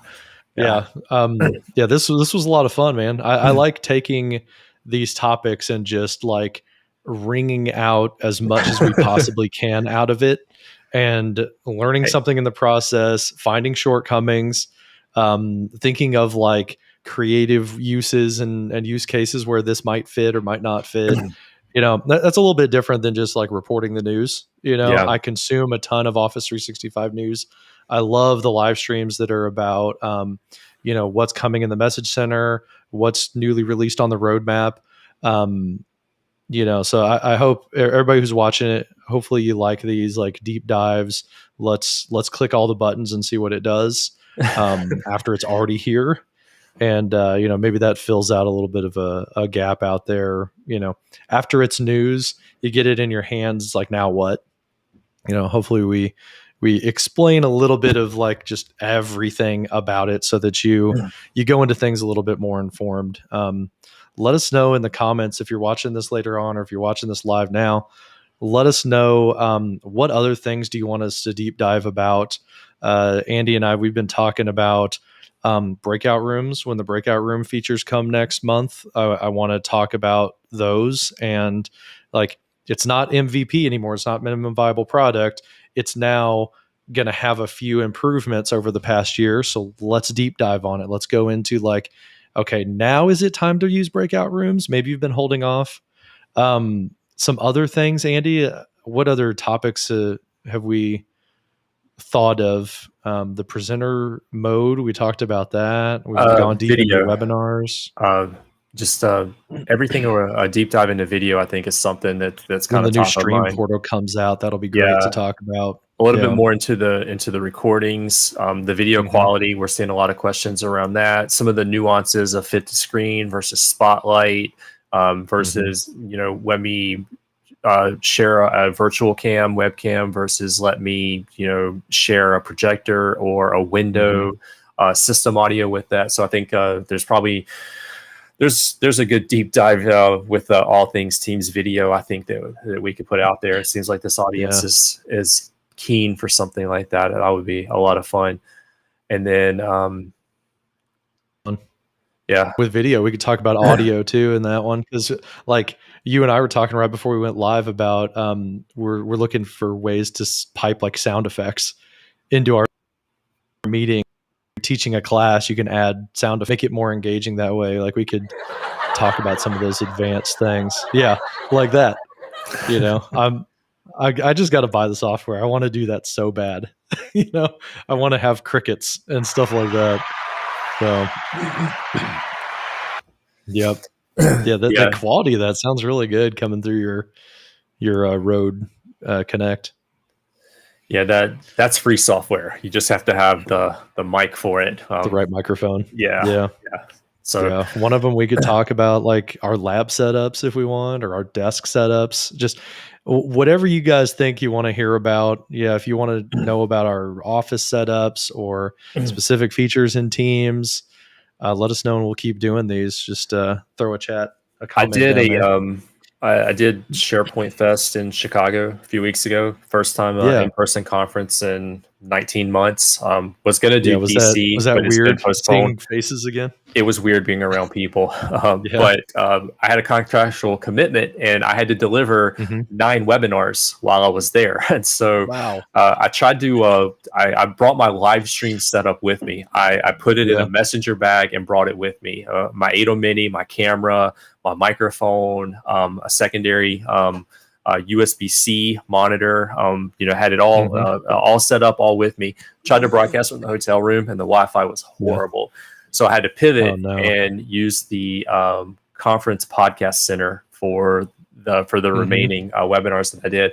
So I had the whole setup there, and I was delivering it. A couple of my colleagues in the MVP community saw it and they asked me some questions about it, and they asked me to participate in a podcast with them. So I did the podcast from the pod center right after I did a whole bunch of webinars, and then we talked about it and geeked out on it for a little while. So that is one I would love to talk about. I can talk about gear and my portable live stream setup, but also the actual like home recording setup that I use. And I know yours is pretty robust as well. I mean, that's something, if people want to see us geek out on that, I'm happy to do that. That's fun. Yeah. It's like, how do we set this up and do this? Like, hopefully it's semi, amateurs professional. Hopefully we're getting prosumer somewhere in there. Yeah, improvements every time. Yeah, cool, man. Well, yeah, let us know. This was a lot of fun, dude. I think I'm about ready to eat some lunch and just finish out the rest of the day.